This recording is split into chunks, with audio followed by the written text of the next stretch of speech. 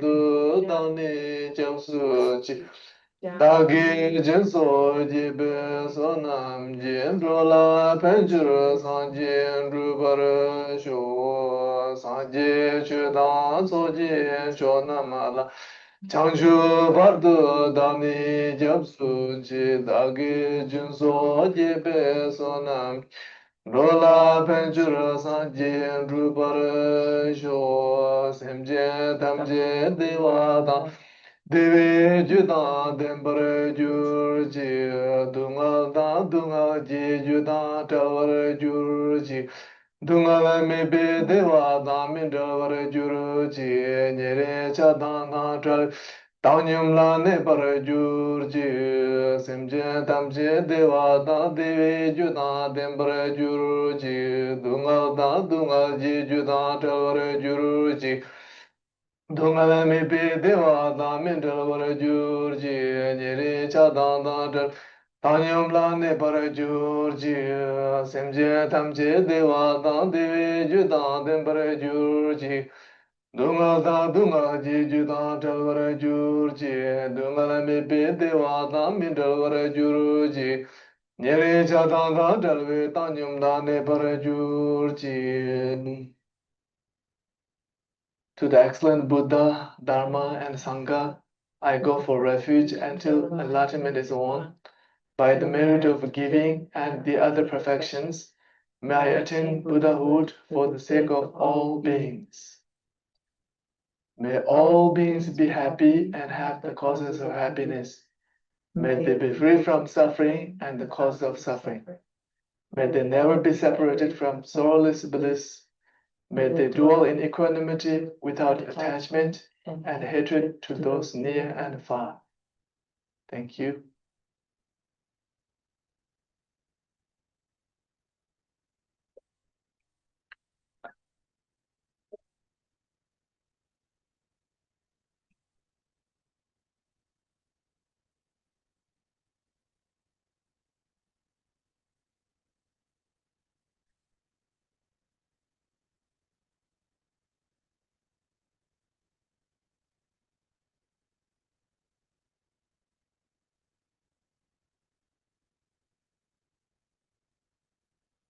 Yes.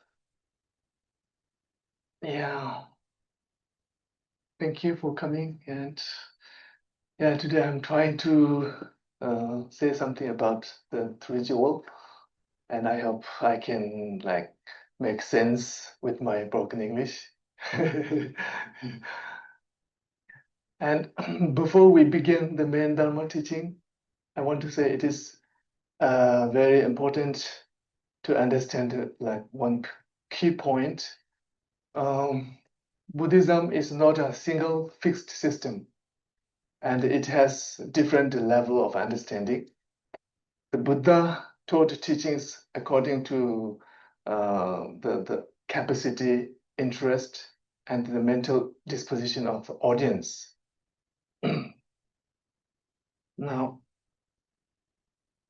because of this, the Buddha's teachings are traditionally explained in three levels, like common teaching, advanced teaching, and ultimate teachings.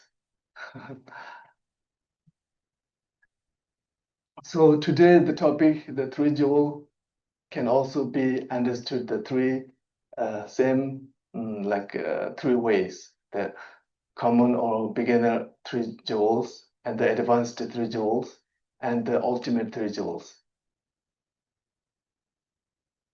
And the three jewels are like very, very important in Buddhism because they are the object of refuge for Buddhists. Buddhist books text says that the difference between Buddhist and non-Buddhist lies in refuge, and the difference between Mahayana and Hinayana lies in generation of bodhicitta. So it means like person who take a refuge in three jewels are like, we can consider they are Buddhist. No, which is not take refuge is not Buddhist. And practically, we recognize someone as a Buddhist, like by whether or not they have taken refuge in the three jewels. If a person accepts the three jewels as the ultimate refuge for the liberation from the suffering of birth, aging, sickness, and death, or from samsara, we call that person a Buddhist. So this is the and this is the practical way to identify a Buddhist. And philosophically, and however, Buddhist is someone who accepts four dharma seals. Maybe you guys have heard about it, four dharma seals. Have you heard? Four dharma seals are like all conditioned things are impermanent, all trained things are suffering, all phenomena are empty, or devotion of inherent self. Nirvana is true peace. So these are the four dharma seals. So do you guys how do you think about this four dharma seals? If you accept four dharma seals, then you can think you are Buddhist, philosophically, not like practical, even not practical, you are not practice Buddhist, but you can think you are Buddhist philosophically. But for example, all the conditioned things impermanent. If you believe that, yeah. Temple, I think, did you turn your mic off? I think it went off. It went off. Oh, okay. So because of the battery. Is it? Perhaps. I think so. Okay. Hopefully. Why don't you try this one?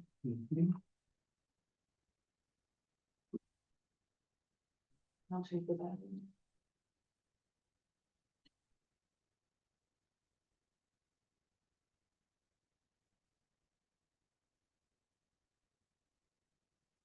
Okay. Yes, if someone accepts four dharma seals, then you philosophically, maybe I can say philosophically, you are like Buddhist. All conditions are permanent and all trained, some people translate trained, emotions are suffering, and the phenomena are empty, devoid of inherent self. Nirvana is true peace. So if you accept this, and then you can say you are Buddhist.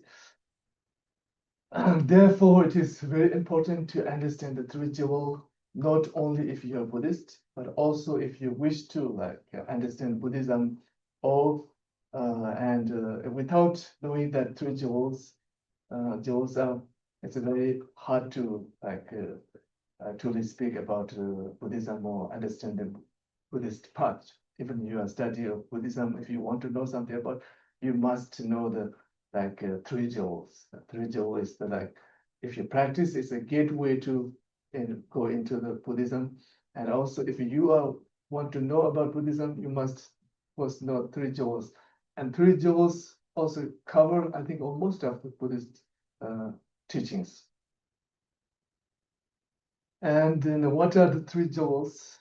The three jewels are here now. Here, three jewels are Buddha is in the picture, and Dharma is the books like Dharma, and then Sangha are the monks who are reading the books and the represent of Dharma.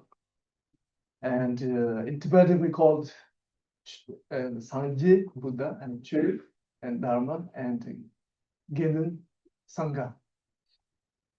So these are the refuge of Buddhist. So we take refuge in these three. And Buddhism teaches that if we wish to liberate it from suffering and of sickly existence, samsara, only these three jewels can truly guide and protect us. Other than these three, nobody can liberate you from the suffering, the samsara. So they have the three jewels. They have power to stop the the continuity turning of the samsara and leading us toward the liberation, like, for example, this is the cyclic existence. It's turning like almost bicycle's wheel. What is with what turning is turning with, you know, the three poisons we call ignorance and desire, aversion. So those four turning whole world, we believe whole samsara, world means whole samsara, turning with these three things. Like I put there, bicycle wheel. Yeah. If you want to stop this, then you have to like remove these three. If you remove these three, then the world or the samsara is stopped. It's not no more going. It means you like it's a nirvana. It's the end of the samsara. Yeah.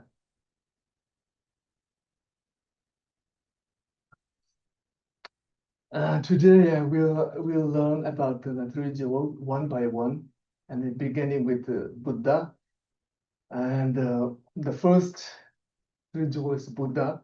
As I mentioned earlier, the Buddha can also be like understood three levels. We think not Buddha is one level, the Buddha also has three levels, like common Buddha, and also advanced or uncommon Buddha, and the ultimate Buddha. The first common Buddha is we can talk about the common Buddha, which refers to the historical Buddha, Buddha Shakyamuni. Everybody knows that Buddha Shakyamuni in the picture, yeah, Buddha Shakyamuni. And when in Tibetan tradition, when we describe the common Buddha, historical Buddha, we usually explain his 12 deeds, we say 12 deeds, which in Tibetan we call the Devachuni Buddha, like 12 different activities in his life. The first one is like descending from Tushita heaven, Tushita, right? The name of heaven, Tushita heaven. He was, before he come to this world, he was in heaven. We call like heaven is name as like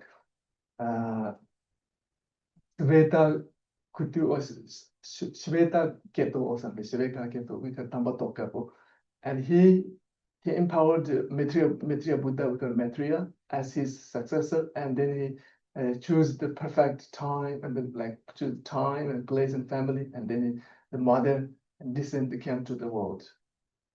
And the second his deeds, entering mother's womb, and he entered Queen Maya Devi's right side in the form of white, like six-tusked elephant, and he like remained in her mother's womb for 10 months, and 10 months. So this is his the second activity, second deeds.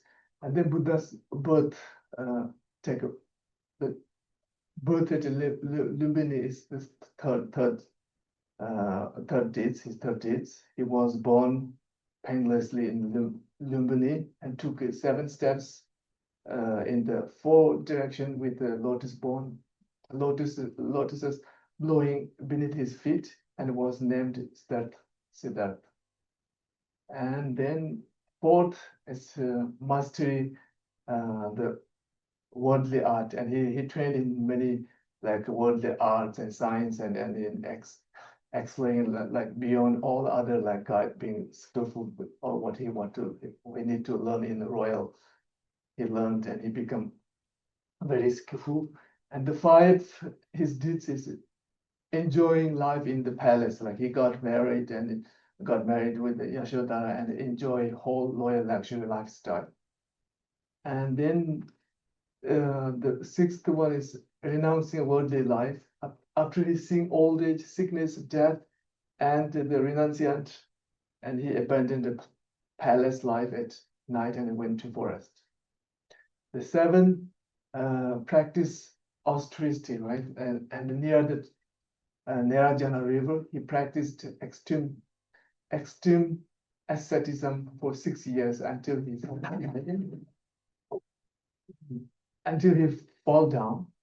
And then at his deeds is going to seat of enlightenment. He realized the austerities were not enough, and then he accepted the nourishment from Sujata, the woman Sujata who offered the milk, and he sat beneath Bodhi tree, and he vowed not to rise until he attained enlightenment. And then the ninth, subduing Maras, he defeated Maras, the armies and temptations through the unwavering meditation and transforming their aggressions into virtue. And the 10th, attaining full enlightenment. Yeah, at dawn on the full moon day Sagadawa, he realized the truth.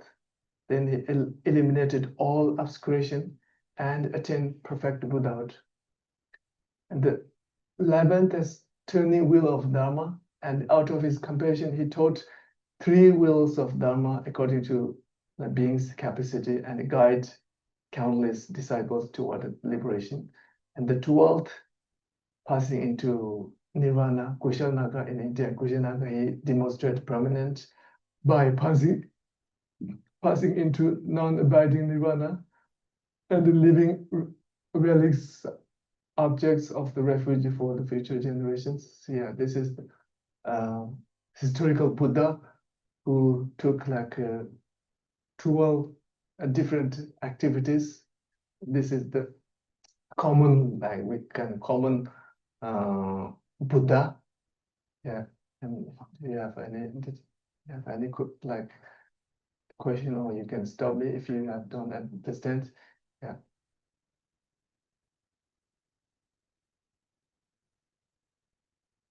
If you, yeah, good.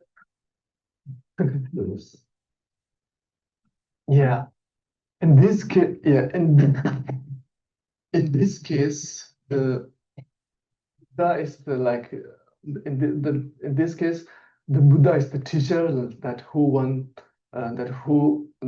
who shows us the path we should walk. And in this sense, the first level Buddha is like a guide or like spiritual teacher. All right, little slow question. Okay. Passing into nirvana, how is that harmonized with the bodhisattva vow? Isn't nirvana meaning I won't return? Yeah, he become fully enlightened and remain nothing remains. So he will become fully like enlightened. Yeah. Yeah.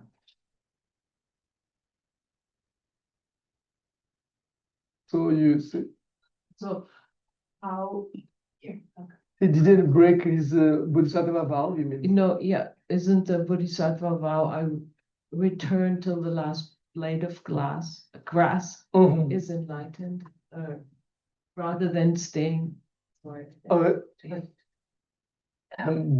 become Buddha means no, he didn't give up like bodhisattva vow, and become Buddha means he's become beneficial for everything. Like bodhisattvas, they take a vow to become Buddha, and when you become Buddha, and you know how to help others. Until you become Buddha, you don't know how to help others fully because we have aspirations. We don't know.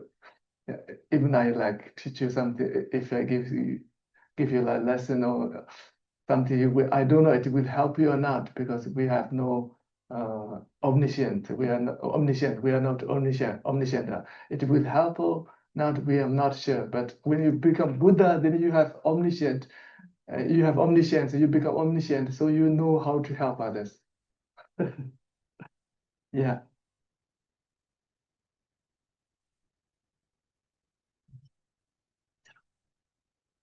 So before the Buddha sat under the Bodhi tree and he vowed to sit there until enlightenment. Yeah. And I've wondered for a long time, how did he know was he the first to be enlightened or not? Like, how did he know that was what the final achievement? Enlightenment? Yeah. I don't know. What do you mean? He was omniscient. Yeah, and then realize the truth, the reality of the universe or the phenomena. So he realized, and then now I know the truth. This is the reality. This is truth. So he know with his wisdom, his knowledge, his mind, I think, yeah. But yeah, I don't know how he say this is the last, this is the final. Yeah. Is it something to do with what he spoke? Right. Oh, thanks. Hello. Is it something to do with what you spoke in the other class? The wisdom of emptiness? Yes, yes, yes. This is the wisdom of emptiness. What he achieved is the wisdom of emptiness. Yeah. Thank you. Yeah, now we are like advanced or uncommon Buddha. Now we are going to move to like uncommon Buddha. Uncommon, but when we talk about uncommon Buddha, the Buddha is not like understood merely as historical person who attained like enlightenment at a Bodhi tree at Bodhigaya or like over 2,500 years ago, but rather the advanced Buddha refers to the what Siddhartha Gautama actually achieved the Buddhahood. The real Buddhahood is the advanced Buddha. Yeah, you cannot become like Buddha Shakyamuni anyway. You cannot become Buddha Shakyamuni, but you can become Buddha. You can achieve what Buddha Shakyamuni achieved. So this is the like advanced Buddha. And when you become Buddha, what happens? And then we talk about the three kayas in Tibetan Buddhism. Most of Mahayana Buddhism, many you guys heard about the three kayas. Yeah, Buddha. Yeah, the Buddha is explained through the three kayas, like the three body of Buddha, which are with the three kayas are the result of Buddhist path. When you become Buddha, what will happen? You will achieve three kayas. You become Buddha, like you become enlightened into three kayas. And the three kayas, and I have something here. Yeah, these are the three kayas. The first one is the Dharmakaya, and we call the truth body, Dharmakaya, and then the ultimate nature of reality. It's beyond the form and concept and presenting emptiness and absolute truth. But there's no form, but we write it like God, right? Because it's very abstract. We cannot teach if there's nothing. This form is just like a language. This is not what it is, just language. So without this language, we cannot teach. We don't know how to teach. So this is very abstract. That's why. So this is the first Dharmakaya. And then Sambhogakaya. And the third one is Sambhogakaya. Sambhogakaya means a subtle, radiant body experienced by advanced bodhisattvas in pure realms. They're expressing wisdom and blessing. So this one is the second one, the form of this Vajrasattva. Vajrasattva is the Sambhogakaya. And then the other one, Shakyamuni Buddha, this is the Nirmanakaya. Nirmanakaya means the emanation body, the physical form that appears in the world, such the Shakyamuni Buddha and or teach ordinary beings. So I don't know, I find my metaphors of them like the Dharmakaya is like sun. We cannot touch it, we cannot see the sun. And then Nirmanakaya, the Sambhogakaya is the ray of sun. Yeah, ray of sun. And then, no, I'm not sure, this is my metaphor. And the Nirmanakaya is like solar like lighter. In like basement, you cannot see, you have no chance to see the ray of sun and real sun, but you can see the light or use light, solar light. So this is almost like Nirmanakaya, and we are ordinary, we cannot see the real Dharmakaya, and also we cannot receive teachings from the Sambhogakaya, but we can receive teachings from Buddha. And sometimes Nirmanakaya also, sometimes your own master, they're like Nirmanakaya, because through them you can receive the teaching, you can receive teaching, and you can receive the the method to know the truth. Yeah, and these are like advanced Buddha. And then the ultimate Buddha is it doesn't make sense. I think you guys, if you have very deep understanding of Vajra Buddhism, like Dzogchen, then it makes sense. Otherwise, the ultimate Buddha doesn't make sense. Actually, we call like ultimate Buddha. We explain this, and like how to say, we say Buddha. Buddha is not separate from yourself, and your nature, the nature of your mind is the Buddha. And Buddha is not outside, it's inside. Like in Buddhist, in Tibetan, we don't call we are Buddhist. Like we called Nangba. Nangba means insider. We are the insider. We are the insider. So insider means you looking the liberation from inside, not from outside. You cannot get something from like statues or person, but what you get is from yourself. So this is insider. But we call ourselves insider. Buddhist is insider Nangba. So this is the ultimate Buddha, but I'm not going to like elaborate on this. So it's very hard to make sense. So it's like you're saying, oh, sorry. So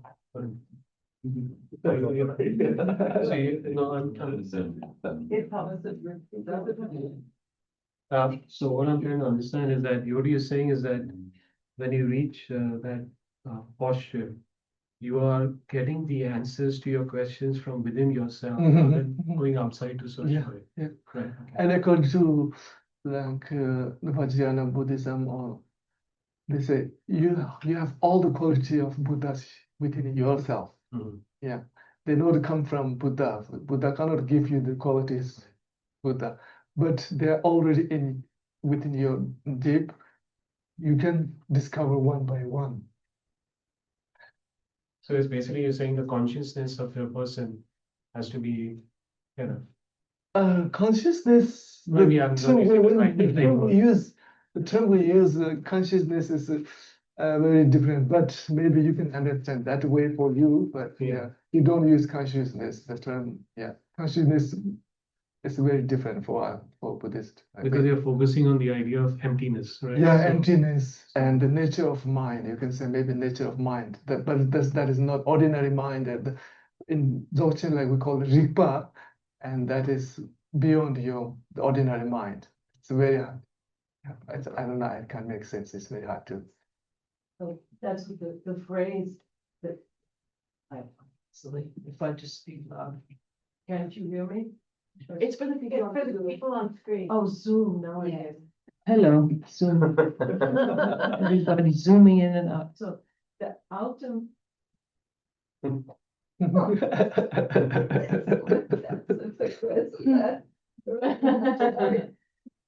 But okay, so that is the expression. The ultimate nature of my mind is Buddha, right? Yes. But I have basically no clue what that ultimate I nature understand. really Yes. is, right? Yeah. But I just have a hope that, or the hope for enlightenment arises from that, fact. Yes. Yeah. Like Buddhism, we worship the Buddha statue and also the books, but it doesn't they need the offerings. It doesn't mean the statues get something from you, but it helps something happen from yourself. Yeah. The devotion mind. Yeah, I think so. Yeah. Yeah. Now we talk the Buddha 3-level Buddhas. Now the second jewel is Dharma, right? So Dharma, Dharma, which is the teaching of Lord Buddha. His teaching is the Dharma, and the Dharma shows us like how to transform suffering and walk the path to liberation, right? And now, before we are going to teaching like Dharma's the Buddha, and then the Dharma also, like I mentioned, the Dharma also can be understood at three levels: the common Dharma, advanced Dharma, and ultimate Dharma. And according to Tibetan Buddhism, most of Tibetan Buddhism, we call that Buddha taught Dharma through three turning of wheels. Like I have here something. No, this is I forward that is the 12 deeds of Buddhas, and there's a three turning of wheels. Actually, Buddha taught so many of course, many teachings so many times, but three different topics. We call that the three turning of the wheel of Dharma. Three different topics. The first turning of the wheel, the first Buddha delivered teaching is in Varanasi. The topic of that is the Four Noble Truths and the Noble Eightfold Path. Maybe you guys know that the Four Noble Truths is very common. Everybody know that. This truth of suffering, truth of the cause of suffering, and truth of cessation, truth of the pathway. So that is common teaching. Like but that's the first. I mean the first wheel of Dharma, and then second will see delivered at Vulture Peak, called Vulture Peak, Chagopombori Vulture Peak, and the topic is that like Heart Sutra. Heart Sutra. That topic is like emptiness, shunyata, and also independent origination, and Madhyamaka philosophies come from the third turning of will. And then the second turning of will. The third turning of will is delivered at Vaishali in India, Vaishali and other places. The subject of that teaching is like Buddha nature, Tathagata Garbha. Tathagata Garbha is the teaching, the third turning of the will.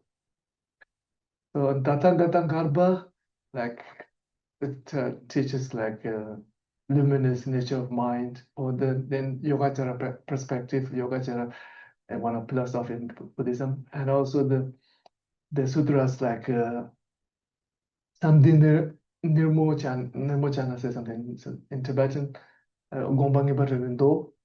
So these are the third turning of will of this topic. And now the Dharma, the common teaching Dharma, the common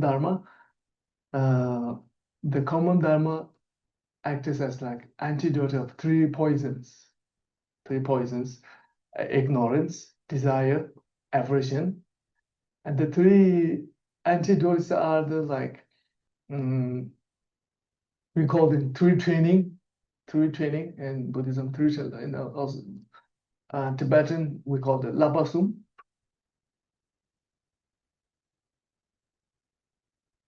Labasum are the ethical contact, moral discipline, and the concentration, meditation, samadhi, meditation, and then wisdom, the wisdom of selflessness or the wisdom of emptiness. So these are the common dharma, the three antidote of three poisons. And also we can another way to classify the common dharmas through three baskets. It's very common, right? Three baskets. I have some three baskets.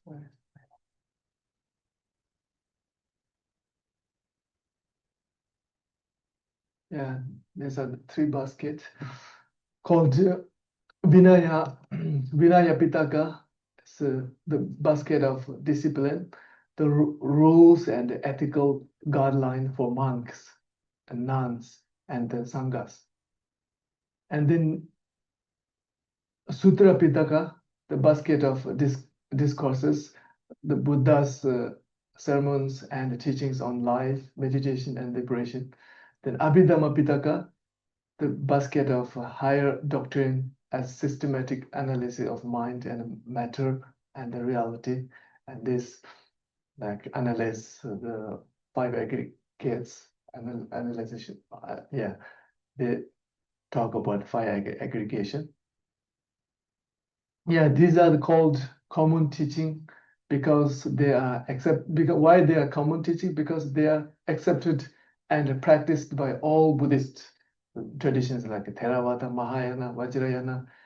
They mainly like correspond to the first turning of the wheel, and especially the Four Noble Truths and the Eightfold Path.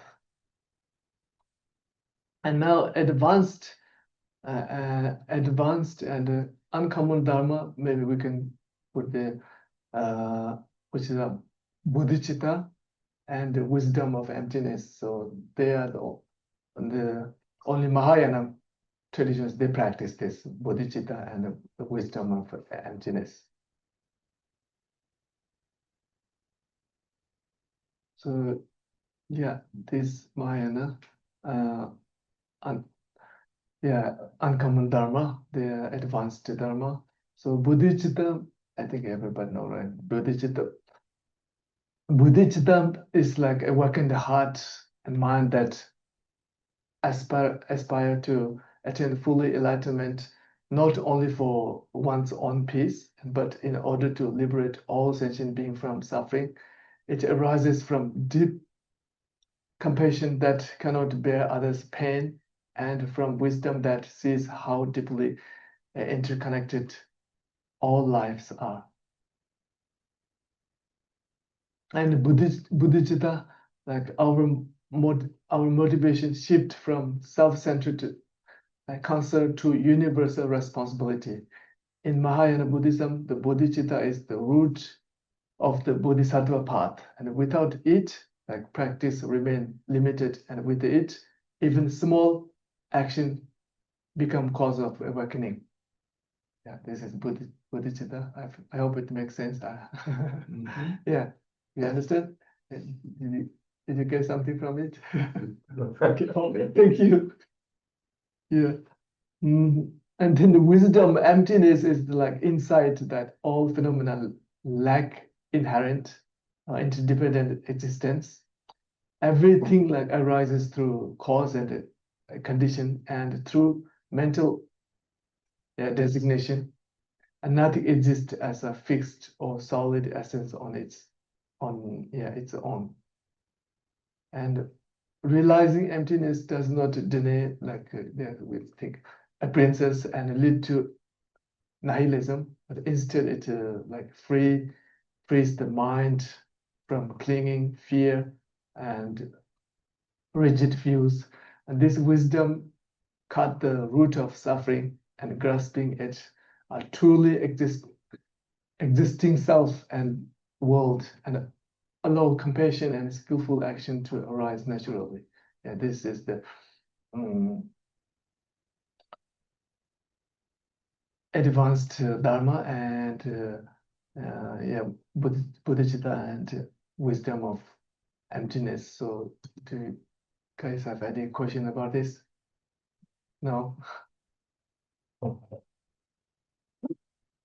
Yeah. So the question I have, can you hear me? The question I have is that when you say that it frees the mind from fear, that means you're freeing your mind from birth and death, right?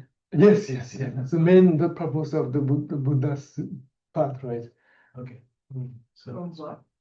From fear of from the fear kind and of death and being birth. born and Dying. Yeah. Oh. Yeah. Yes.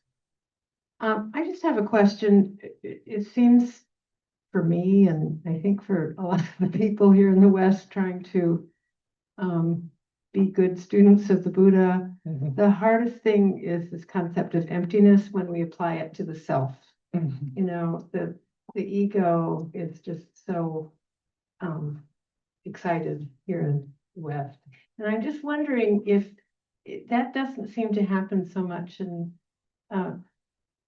Tibetan culture. Does it seem like that? Tibetan's brain is shaped by this culture, I think. This culture?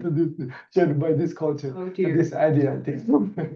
It's changing the, Yeah. it's changed a lot. But yeah, emptiness means the things not exist as they appear. That means the emptiness. We look something beautiful, we look something short, we something like bigger, something like a beautiful, something ugly, but they not exist as like this. For example, we sometimes think, how can I say, yeah, it can be. It's not exist when bad things. We make discriminations, so it's discrimination between things. That is the according to Mahayana teaching, it's a sort of sin. There's no difference between things. Good, not good and bad. Good and bad. And the first is when they establish emptiness. First, they at form and for physical and sound. The physical is not it. It's just as you see, and the sound is not empty. Sound is empty of its how to say the nature. The sound is not exist. But we think we also can hear you calling something, but it's not your hearing. There's no sound according to Buddhism. And there's no form like physical. You see the color and shapes. They're not exist there, but you see like that. They're like sort of illusion. Illusion. It's illusion, right? Not delusion. Right? I don't know the difference in delusion and illusion. Illusion is like a dream. Okay, yeah. What you see. Yes, the Buddhism's main teachings, everything's like a dream. It's not existence there. Like when you dream, you can do when you're in bed, you can dream like elephant. It is too giant. There's no space in your room like elephant, but you can dream like that. So at the same time, you can see like everything, but they're not exist there as your dream part of dream. When you wake up from this, then there's nothing. But until you wake up, the dream is there too. You can dream work like dream. It's what do we get from this? If you realize that, then your attachment and the clingings become reduced, and then they are not much strong. Can I ask a question or share something? And currently in my life, a lot of friends, people, family are losing their minds. They're having dementia and they're disappearing. I mean, what you were saying about illusions, they're experiencing that. They see people who aren't there.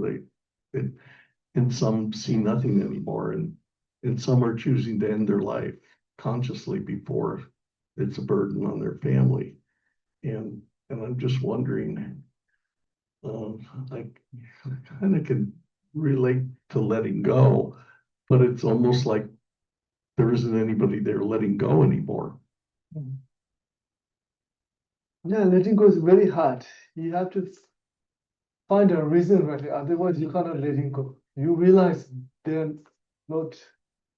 Yeah, you have to realize they're not as important as you think. But until that, you cannot give it up. Like I mentioned before, if you said someone is waiting for you with a gun outside door, you cannot be relaxed in the room like that. When you go there, you see there's no one, then you can relax. So yeah, that's why we have to learn about the emptiness and the philosophy and the study about this. Maybe through study you can understand, also through like practice or meditation.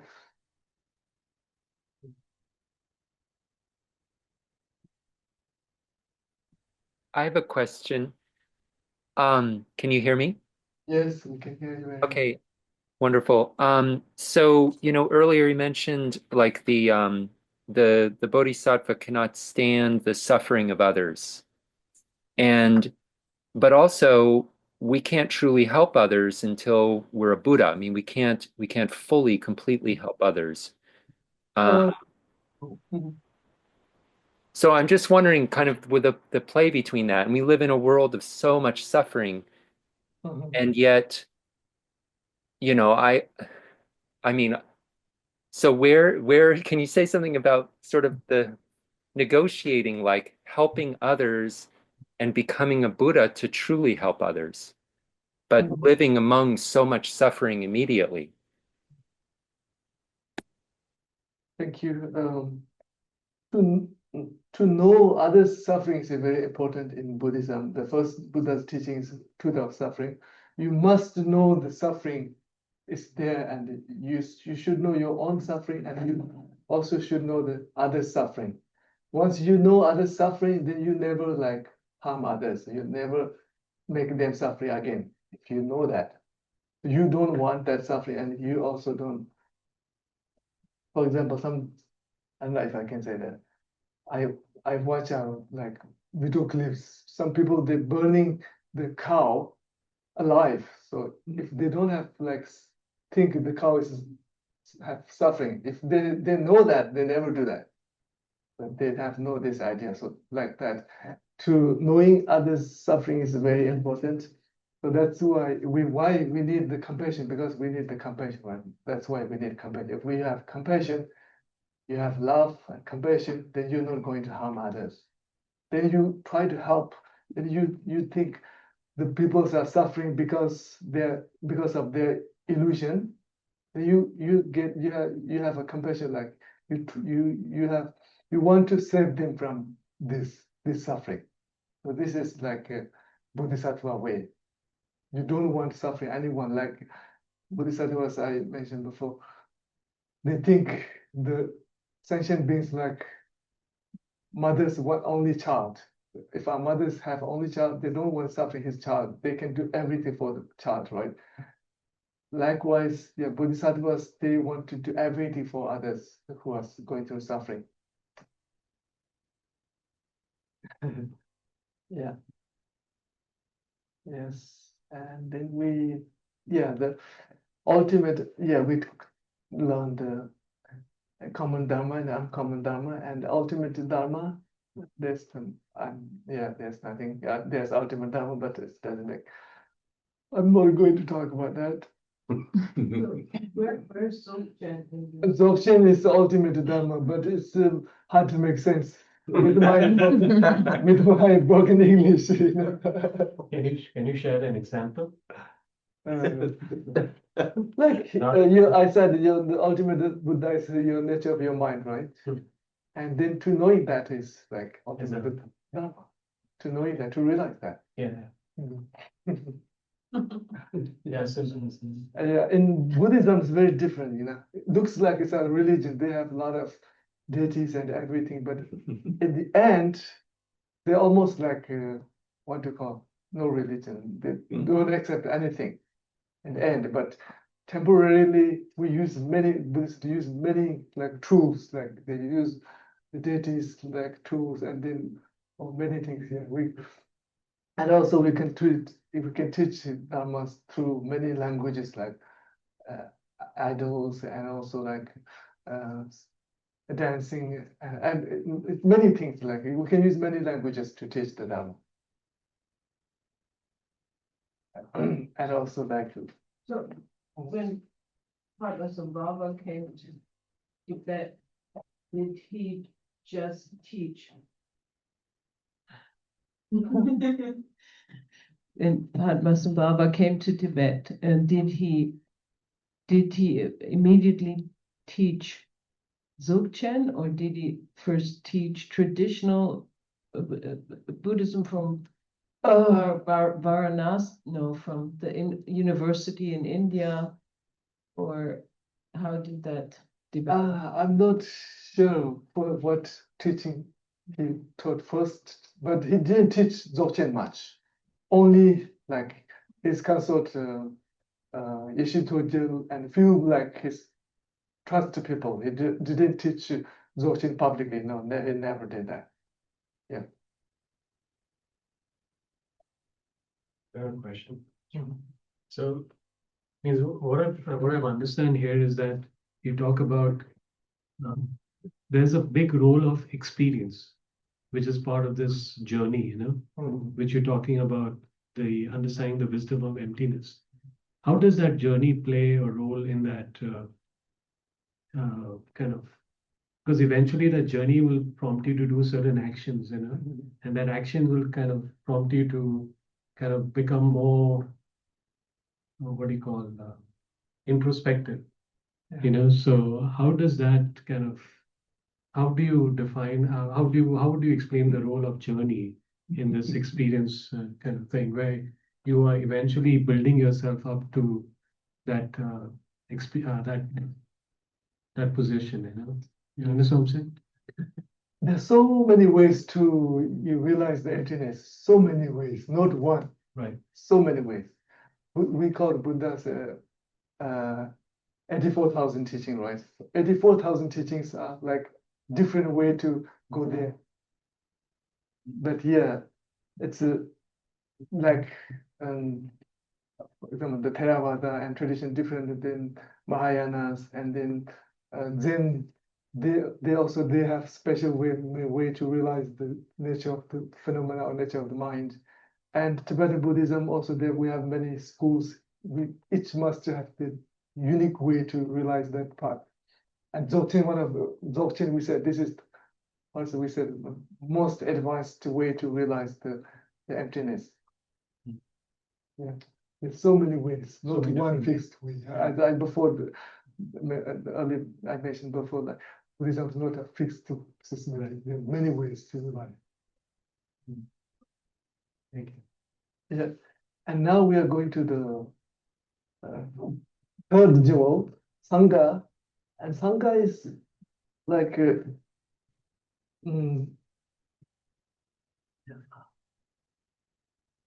yeah, this Sangha also can be like 3 levels, but the first, the common Sangha is a reference to the monastery community. Traditionally, the like in Vinaya rule, and to practice Vinaya is very, it's a I would say the Sangha community is very important because many rituals and formal acts cannot be performed like without the single communities. Single communities. That's why like the Sangha members are very important for monks.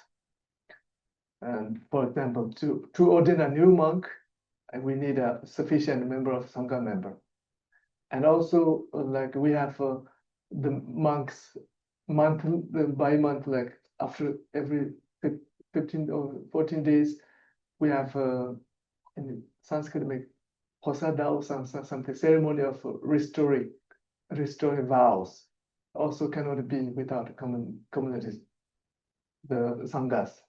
And they also we have summer retreat and ceremony of like concluding retreat also depend on Sangha community. That's in this way the monastery community is very like common from the third jewel. That's why it's I think Sangha is very important in like and Buddha's time the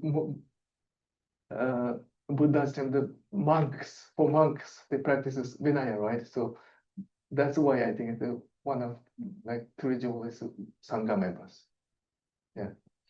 And then if you go to like uncommon, like second uncommon noble sanghas, we don't think like common like common sangha members like four monks that we think they are a sangha. They are like a refuge of like third refuge, the jewels. But in the uncommon noble sangha, it's we only think the arhats and bodhisattvas only. Arhats and bodhisattvas can call sangha because they have directly realized truth and can guide others on the authentic path through their wisdom and blessing. So the uncommon sanghas are the Buddhas and bodhisattvas and arhats. And in Vajrayana, the Guru Lama is understood as embodiment of 3 jewels because lamas are very important in Vajrayana, right? Because the Guru's wisdom is like Buddha, and the Guru's speech is the Dharma, and the Guru's body is like a Sangha. So for this reason, the Lama is regarded as extremely important in Vajrayana tradition. So because he or she embodies all 3 jewels in one. Yeah. And I want to say other things I want to say, yeah. Yeah, and the main like message of the three jewel is that in order to accomplish a goal, we must rely on three essential support, right? So like person who can show us a path and like the correct method to follow, we should follow, and the necessary conditions or support to help us achieve it. In Buddhism, like Buddha, Buddha, the one who shows us path, and Dharma is the correct method to or teaching, and the Sangha, the support community, and the conditions that help us practice the success. So, in Buddha's time, I think Buddha's time, they're like other religions, right? So they like think like everything like pray to the God or something. They can solve all the problems. They think the prayer and worship solve all the problems, but Buddha said it's not true. If you have to success, you have to realize these three. Like, yeah, these three. So the message of the three jewel is nothing can help you if you don't like practice yourself. Like to practice, you need a good teacher, and also you have to find a good method, and on that you need like some helps, others, conditions, or right conditions or supporters. And the other way, like it's a common way to understand the three jewel, and like uncommon way to understand is Buddha is your destination where you arrive and finally, and the Dharma is the like transportation, the method, the travel method, transportation, which like lead you to the destination, and the sanghas to like this support on the way along way to you go there. So yeah, this is I think the main message of three jewel. In three jewel is not only for the like achieve enlightenment, but whatever you do, even your study or work or whatever you do, you rely on these three. Without these three, you cannot achieve anything. Other than them, nothing can come. There's no like miracles happen when like you go. It means like the message is there's no miracle. You have to rely on these three things. Yeah. Thank you. Thank you. I hope you understood my broken English. Kimbala? Yes. Hi. I just wanted to say what a really beautiful and comprehensive presentation this is. And I think because of that, it conveyed great depth on so many levels. So thank you very, very much. Yes. Thank you. Thank you for coming for my so-called Dharma talk. Thank you. Yeah. Okay, thank you.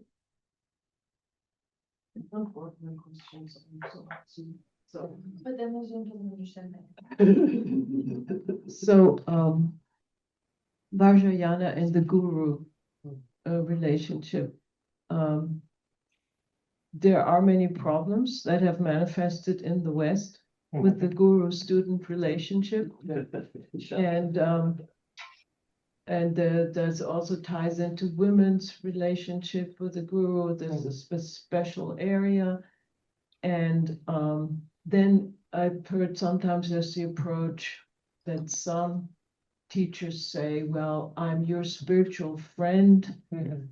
Others enforce very much the traditional role. So is this to be understood as part of the process of the Dharma coming to the West and having to adjust and trying out?